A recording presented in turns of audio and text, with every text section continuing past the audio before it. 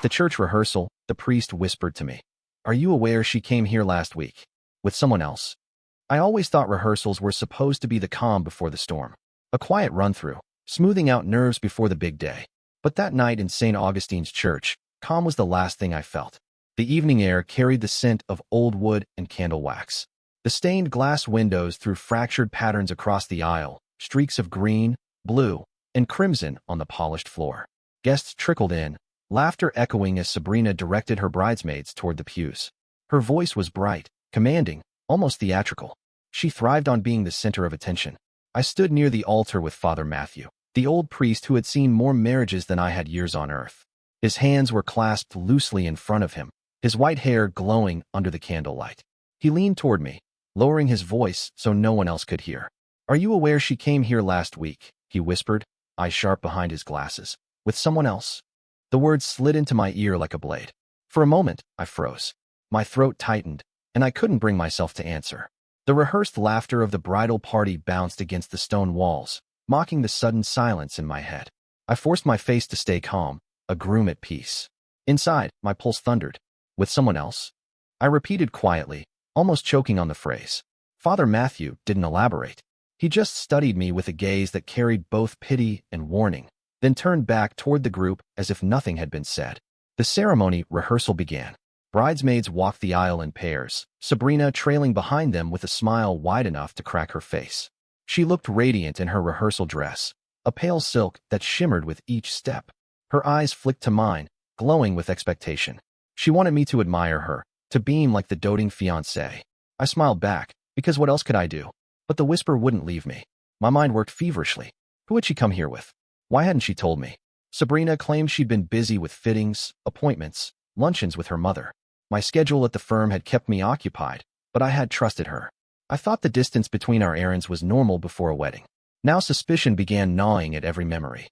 When the rehearsal ended, applause filled the church. Everyone was buzzing about the dinner afterward, about how perfect the real ceremony would be. I hugged Sabrina's parents, shook hands with cousins I hardly knew, and laughed at jokes I didn't hear. My fiancée leaned into me, her perfume wrapping around my senses like a net. To anyone else, I looked like the happiest man alive. But beneath the mask, questions blistered. I excused myself, pretending to check on some last-minute detail with the priest. Sabrina kissed my cheek and floated away to chat with her bridesmaids, her laughter ringing high. Father Matthew was extinguishing candles near the altar. When I approached, he straightened. "Father," I said softly, keeping my tone steady. "Earlier, what you told me, are you certain?" He looked at me, lips pressed into a line. "I am not in the business of gossip, Adrian. But I know what I saw. She was here last week, not for confession, not for prayer. She walked these pews with a man I did not recognize. They did not behave like friends. I thought you deserved to know." The church swayed slightly around me. I gripped the pew to steady myself. "Do you know his name?" I asked. He shook his head. "But they signed the visitor's book at the entrance. She used her maiden name." It struck me as unusual. That was enough. My gratitude was clipped, mechanical. I left him to his duties and walked toward the foyer. The guest book rested on a wooden stand near the door, a thick ledger filled with looping signatures.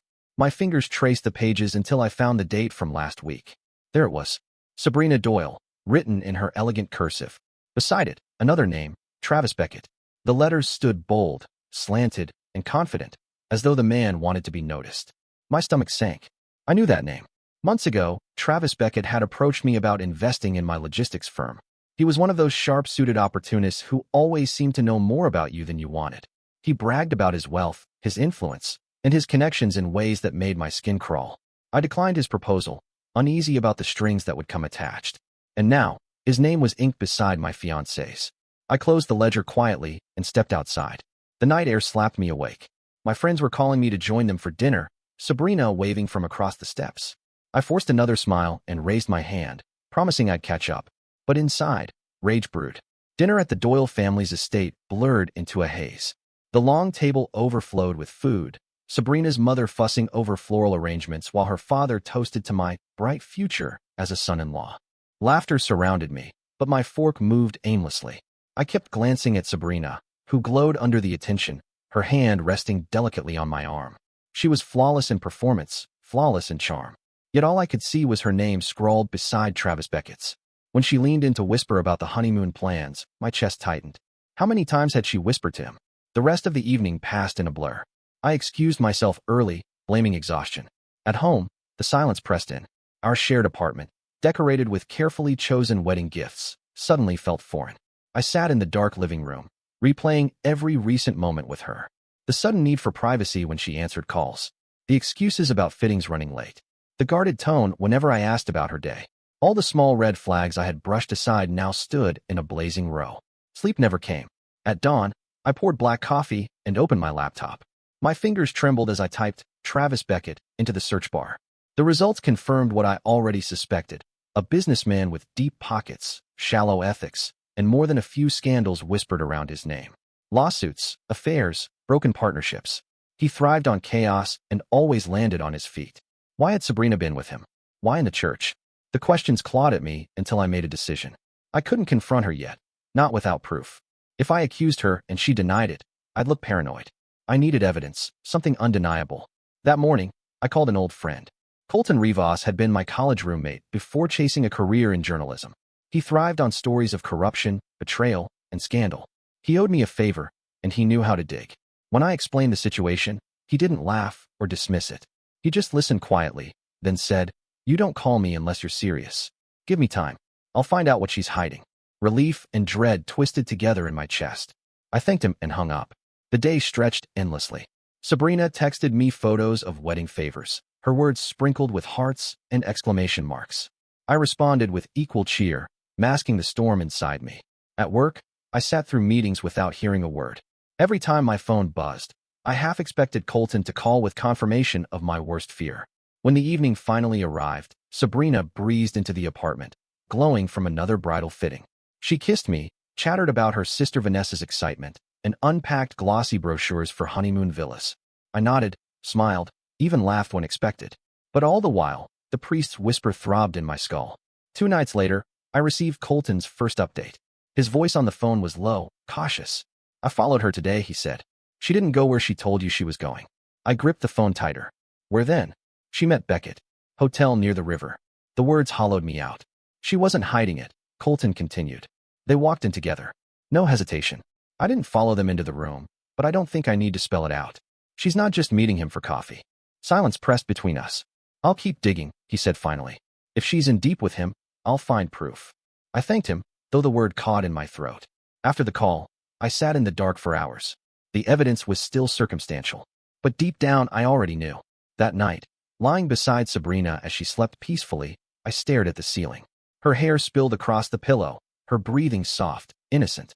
Anyone else would have seen devotion in that face. All I saw was betrayal waiting for its moment to strike. And I decided, quietly, that when the truth was undeniable, I wouldn't just walk away. I would make sure Sabrina Doyle paid for every lie she had whispered, every secret she had buried. The morning after Colton's call, I couldn't even look at Sabrina the same way. She moved through the apartment with her usual brightness, humming as she made coffee, scrolling through her phone with a smile tugging at her lips. To anyone else, she was the perfect fiancée preparing for her big day. To me, every gesture seemed staged, like a performance for an audience I could no longer see. When she kissed me goodbye, promising to squeeze in another dress fitting, I kept my tone light and casual. Inside, all rose in my throat. As soon as the door closed, I sat on the couch and dialed Colton. "You need to find out everything," I said. "Not just meetings. I need to know what she's telling him, how long it's been going on, if she's planning something against me." Colton didn't hesitate. "I'll handle it. But Adrian, if she's been this careless already, I think you're going to hear things you don't want to." "I need to hear them," I replied.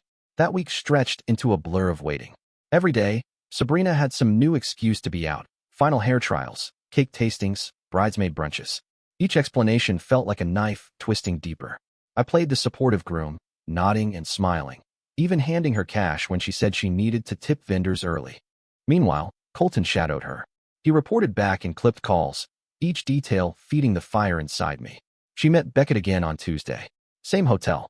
They spent 4 hours there. She came out laughing, hair a mess, clutching his arm. Yesterday she bought him a watch. Charged it to your joint account. Every revelation burned, but I forced myself to remain composed. If I lashed out now, she would cover her tracks. I needed her to believe I was still blind. 3 days later, Colton called with something different in his voice, sharper, heavier. "Adrian," he said, "I've got audio."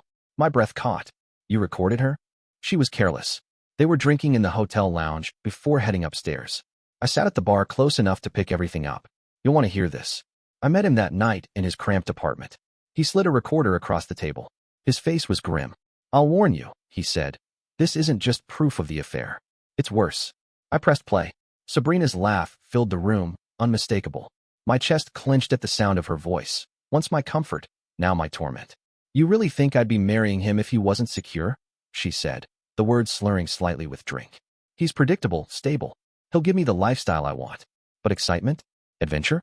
That's you, Travis. You're the part one actually enjoy. Beckett chuckled, low and smug. So you'll keep the marriage for the money and keep me for the fun? Of course, she replied without hesitation. He's so naive he'll never suspect. And if he does, I'll cry and play the victim. He always forgives me when I twist it right. The recording ended. I sat frozen, my fists pressed wide against my knees. Colton didn't speak, letting the silence hang heavy. Finally, I forced out words. She's planning to marry me and keep him on the side. And drain you dry in the process, Colton added. Beckett's using her to get leverage over you. This isn't just personal, it's calculated. I pressed my palms against my temples. Betrayal was one thing. Conspiracy was another. The next morning, I watched Sabrina move around our apartment with renewed scrutiny. She leaned across the counter, offering me a bright smile as she asked if I could transfer some money for final deposits. My stomach twisted. How many of these little requests were funneling to him? I checked our accounts that afternoon. The numbers confirmed my fear. Over the past month, nearly $40,000 had been moved in increments, small enough to avoid suspicion. The transfers were routed through a secondary account I hadn't realized she opened, then wired to an offshore account under Beckett's name. The betrayal wasn't just emotional, it was financial. She wasn't marrying me for love. She was marrying me to bleed me dry. That evening, I met with Colton again. His tone was sharper now, less like a friend delivering bad news, and more like a strategist. You can't confront her yet, he warned. If you do, she'll spin it, claim you're paranoid, maybe even flip the narrative to make you look controlling. Women like Sabrina know how to weaponize innocence. You need undeniable proof and the right stage to expose it. The wedding, I said quietly. Colton raised an eyebrow. You want to turn the ceremony into a reckoning? Exactly. In front of everyone who thinks she's perfect. Her parents, her friends, my colleagues. I want them to see what she really is. I want her to burn publicly, not privately. For the first time in days, resolve steadied my pulse. Revenge wasn't just possible, it was inevitable. But the facade had to hold until then. Over the next week, I played the doting fiancé more convincingly than ever. I took Sabrina to dinner, let her chatter about flower arrangements, even smiled when she kissed me with lips that probably tasted of him earlier that day. Every moment was a lie I swallowed whole, because the payoff would be worth it. Her younger sister, Vanessa, became an unexpected ally.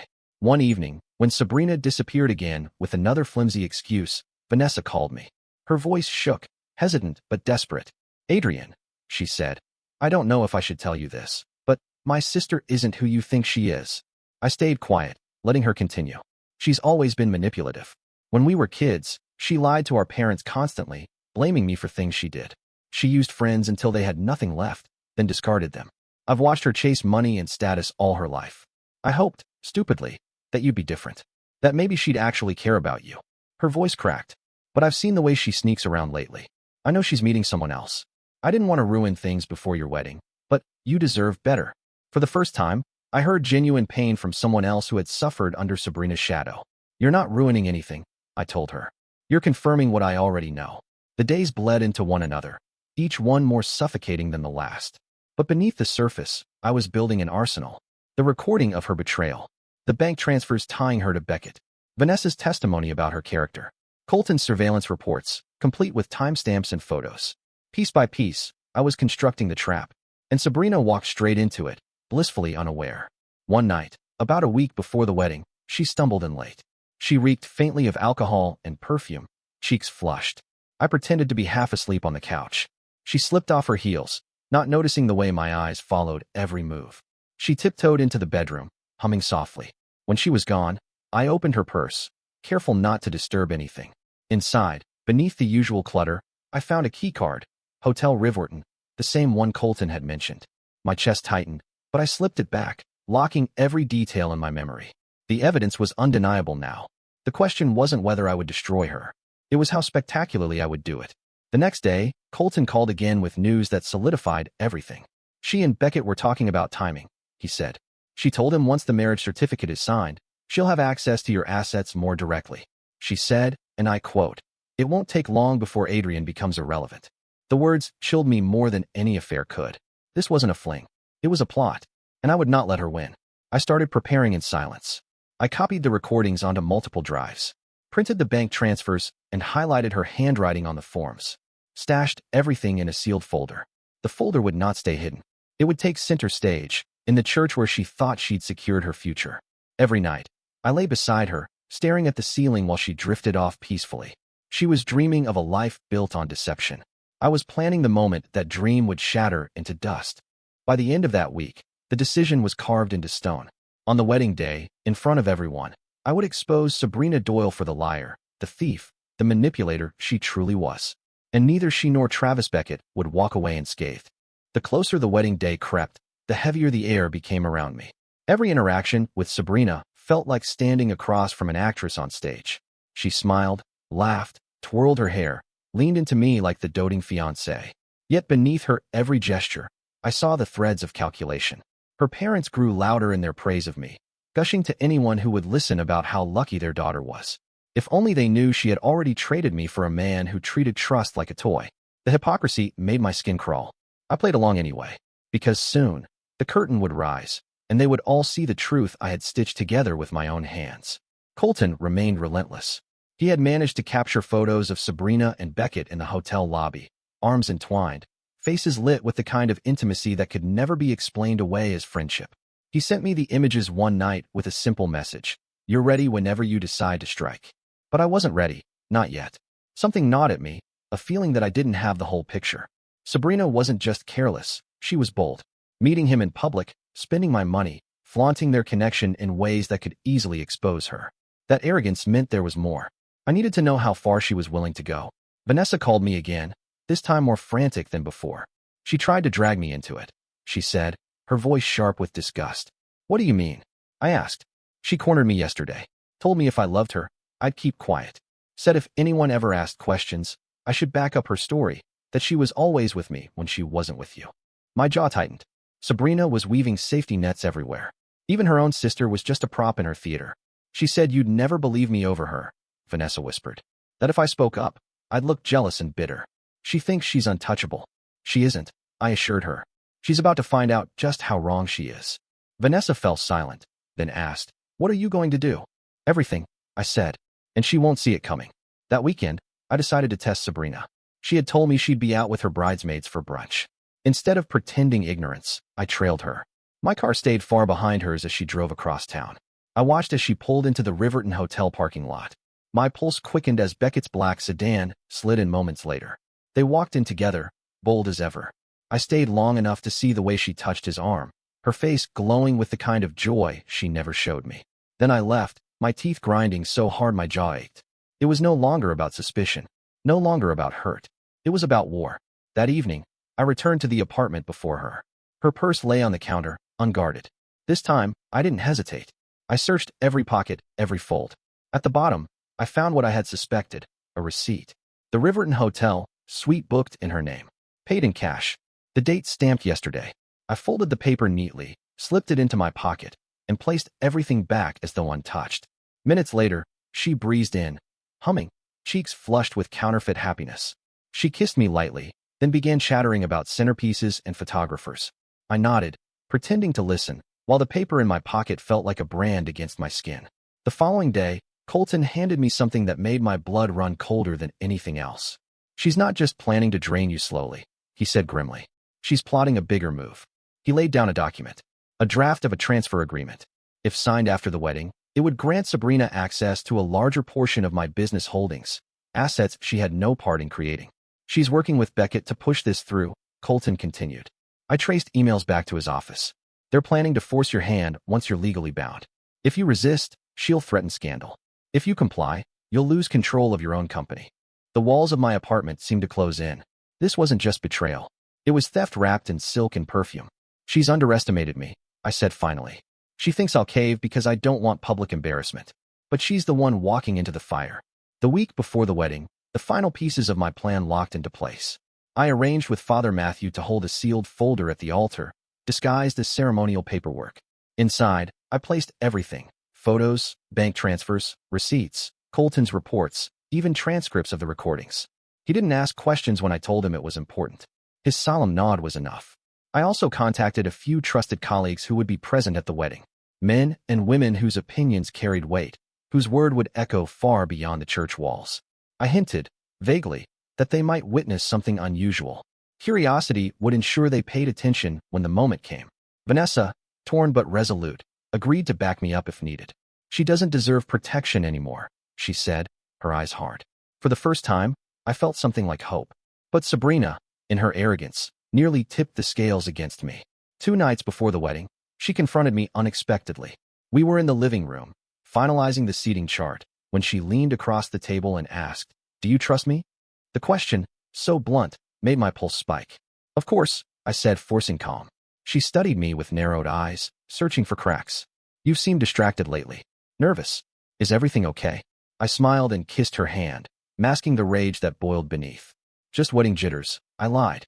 She giggled, satisfied, and returned to her notes.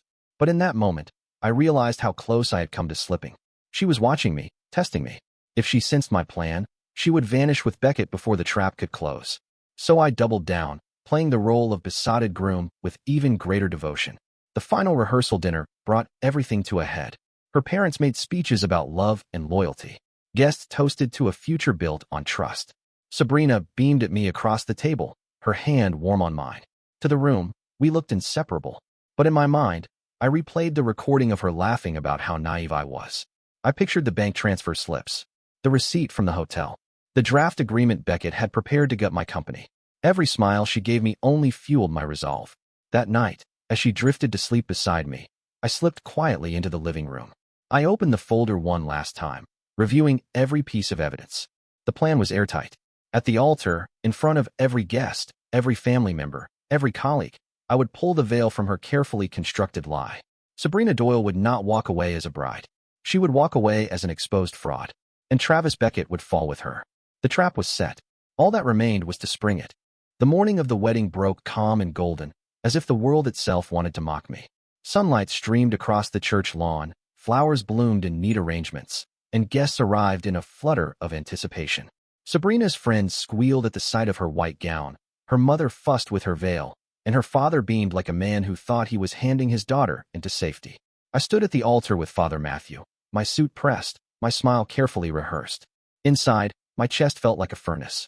Every detail was in place. The sealed folder rested beneath the altar cloth, waiting. My colleagues sat in the front row, their eyes expectant. Vanessa slipped me a quick nod from the bridesmaid's pew, her face pale but resolute. The organ swelled. Everyone rose. Sabrina entered, radiant as a goddess. The gown clung to her frame with perfection, her veil catching the light like spun glass. She walked the aisle with poise, her gaze locked on mine, her lips curving in that flawless smile. To the crowd, she was the picture of purity. To me, she was a predator about to be snared in her own trap. She reached the altar, her hand slipping into mine. Her fingers were warm, steady. Not a tremor of guilt flickered in her face. Father Matthew began the ceremony. Words of love and commitment echoed through the church, sanctified by centuries of tradition. Sabrina's parents dabbed tears from their eyes. My colleagues whispered admiration. It was all theater, every face part of the stage. When the vows began, I waited until her turn. Sabrina spoke first, her voice soft, trembling with emotion she didn't truly feel. "I promise to love, honor, and cherish you." Her words slithered around me, each one a lie dressed in silk. When my turn came, I didn't repeat the expected script. Instead, I looked at Father Matthew and gave the signal. He nodded gravely, reaching beneath the altar. The folder appeared in his hands, heavy with the weight of betrayal. He passed it to me silently, his eyes steady with the same warning he had given me days before. I opened it slowly. Gasps rippled through the church as I pulled out photographs, crisp paper, transcripts. My voice cut through the silence, steady as steel. "Before I make vows," I said, "there are truths that need to be spoken." Sabrina's smile faltered. "Adrian." I held up the first photo, her with Beckett in the hotel lobby, their faces too close, their hands entwined. The church erupted in whispers. "These," I said, my voice rising, "are not the actions of a faithful fiancé." Her father shot to his feet. "What is this?" I laid down the next proof. Bank transfers highlighted in bold, funds siphoned into Beckett's offshore account. This is not love, I continued. This is theft, plotted behind my back while I built a life for her. Her mother gasped, clutching her chest. I dropped the final piece, a transcript of her own words, laughing about how naive I was, boasting that she'd marry me for security while keeping Beckett for pleasure. The silence shattered into chaos. Sabrina lunged toward me, eyes blazing, voice sharp with fury. You're twisting everything. These are lies, fabrications. But the evidence was undeniable. My colleagues murmured, their faces cold with judgment. Her father's rage turned to disgust as he stared at his daughter. Then, as if fate wanted a final flourish, the church doors slammed open. Travis Beckett himself strode in. His suit was immaculate, his smirk confident, as if he had come to claim his prize. He hadn't expected my timing. He thought Sabrina had kept me blind. Adrian, he called, his voice echoing. This spectacle isn't necessary. We all know she belongs with me. Gasps rippled again. Sabrina's face drained of color. You walked into the wrong battlefield, I told him coldly. Because while you were planning to gut my company, I was gathering every thread of your scheme. Every document is already with the authorities. Every transaction tied to your name has been reported. For the first time, Beckett's smirk faltered. Sabrina turned on him, panic flashing in her eyes. You said, but he didn't answer. He turned on his heel and fled, the sound of the heavy doors slamming behind him reverberating through the church. Her family turned on her instantly. Her mother wept into her father's chest, while he pointed a shaking finger at her. You've disgraced us. You've disgraced yourself. Vanessa stepped forward, her voice trembling but strong. She tried to drag me into her lies, too. I won't cover for her anymore. Adrian's telling the truth. The whispers surged into roars. Guests stood, gathering their coats, shaking their heads in disgust. My colleagues, the very people Sabrina had wanted to impress, walked out one by one, leaving her exposed. She clutched my arm desperately. Please, Adrian, listen. He manipulated me. I didn't mean. I pulled free, my voice colder than ice. You meant every word. And now everyone knows. The ceremony disintegrated. There would be no marriage, no vows, no future built on deceit. Sabrina was left standing alone at the altar, her gown shining like a costume under harsh lights. Her parents refused to meet her eyes. Her friends avoided her. Vanessa wept quietly in the corner, not for Sabrina, but for the years of manipulation finally unmasked. I turned, walking down the aisle with calm steps, the folder still in my hands. Every gaze followed me, not with pity, but with respect. Outside, the sunlight felt sharper, cleaner. The air filled my lungs like freedom. The aftermath came swiftly. Within days, Beckett's accounts were frozen. Investigators traced the stolen funds back to Sabrina's transfers. His empire of shadow deals crumbled, and the man who once smirked in every boardroom now faced criminal charges. Sabrina's parents cut her off completely. Her father, a man of pride and reputation, declared publicly that she was no longer welcome in their home. Her mother could not even bring herself to speak her name. Sabrina herself fell into ruin. With no money, no family backing, and no reputation left, she spiraled. Friends distanced themselves. Employers hesitated to touch her name. The glow she had once worn like a crown turned to ash in the eyes of everyone she had deceived. Vanessa reached out once more, thanking me for exposing the truth. You freed us all, she said. You didn't just save yourself. You saved everyone she would have dragged down. As for me, I returned to my company, my dignity intact. Whispers spread. Of course, scandal always does, but the narrative was mine to control. I had been the victim of betrayal, not its architect. And my quiet, calculated revenge had turned me into a man others looked at with something close to admiration. I hadn't lost. I had survived. Weeks later, I returned to St. Augustine's, standing again in the quiet church where everything began. Father Matthew greeted me with that same solemn gaze. You chose the harder path, he said quietly. You carried the weight until the truth revealed itself. I didn't have a choice, I replied. If I let her win, I'd have been trapped for life. He nodded. You were spared a lifetime of lies. Sometimes, betrayal is the greatest gift, because it shows you the truth before it's too late. I left the church with a strange peace. Sabrina Doyle had planned to make me irrelevant. Instead, she became the ghost of her own ambitions. And all it had taken was a whisper from a priest, and the will to turn betrayal into a reckoning no one would forget.